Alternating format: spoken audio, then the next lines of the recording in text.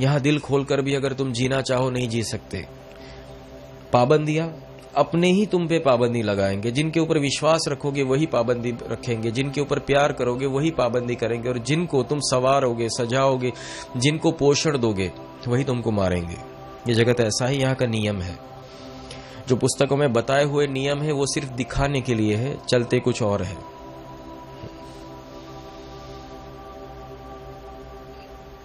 अगर तुम किसी और के बच्चे के ऊपर हाथ रखोगे, घर वाले कहेंगे अपने बच्चे दिखाई नहीं देते, किसी और को पोषण देने जाते हो। अगर तुम किसी और की सहाय करने जाओगे, तुम्हारे माँ बाप कहेंगे क्यों घर नहीं दिखता है, माँ बाप नहीं दिखते हैं, क्यों किसी और की सहाय करने जाते हो,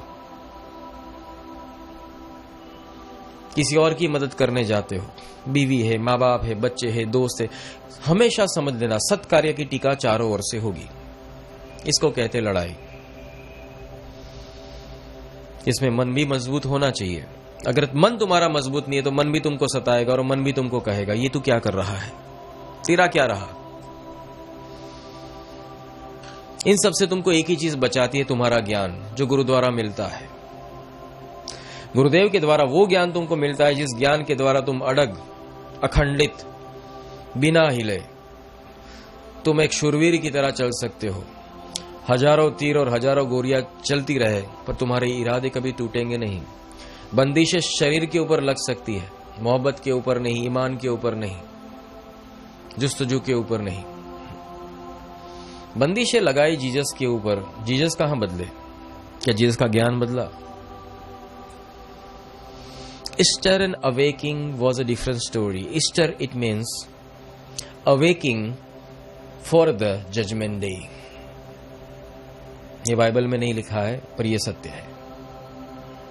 तो जागरूक हुए किस लिए? इस दुनिया में आने के लिए नहीं, for the preparation of the judgement day. Judgement day का प्रिपरेशन करना है।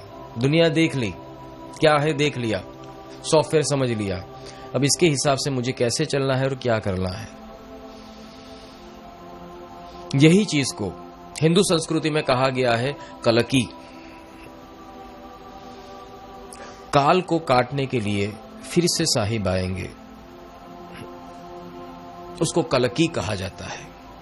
इसी चीज के इंतजार के अंदर मुसलमान बैठे हैं कि कब कयामत का दिन आएगा। खुदा करे कि कयामत हो और तू आए। हम इंतजार करेंगे तेरा कयामत तक, पर जरूरी नहीं है। अगर आज जाग जाओगे तो कयामत के दिन तक इंतजार करने की जरूरत नहीं, आज ही तुम मिल सकते हो। कयामत के दिन का इंतजार तो उन लोगों को करना पड़ता है, कयामत के दिन मिलने का इंतजार उन लोगों को करना पड़ता है जिसको आज मिलना नहीं आया। जो आज मिल चुके हैं वो कयामत के दिन साथ होंगे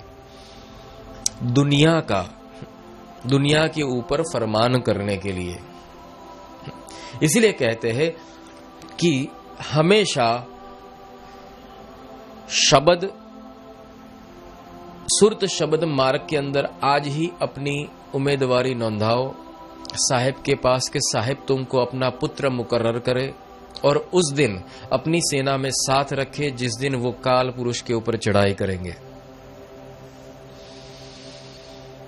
तुम अमीर हो, तुम गरीब हो, तुम लाचार हो, तुम कैसे भी हो, वो प्रायोरिटी नहीं है। पहली प्रायोरिटी है तुम पूरे वफादार होने चाहिए। विश्वास, श्रद्धा, धीरज, ये बहुत अमूल्य गुण है। ये हर किसी के पास ये नहीं होते। चोला पहनना आसान है पर ये 3 डोरियां जो होती है, विश्वास की, धीरज की और प्रेम की, ये 3 डोरी पहनने से ब्रह्म तत्व प्राप्त होता है। इति ब्राह्मणाः, ब्राह्मण 3 डोरी वाली जनोई पहनते हैं। जब शादी होती है तो 3 की 6 हो जाती है। मतलब पत्नी भी होती है, उसका भी ईमान संभालना वो पति का कर्तव्य है। मतलब कि पत्नी को भी मुक्त कराना, पत्नी को भी भक्ति कराना, पत्नी को भी आध्यात्म की ओर ले जाना वो पति का प्रथम कर्तव्य होता है। इसको मंगलाचरण कहते हैं। ये परिभाषा आध्यात्मिक है, हम उसको मानते हैं रूढ़िचुस्त रिवाजों से। इसीलिए हमें सत्य न दिखाई देता है, न परमात्मा दिखाई देता है।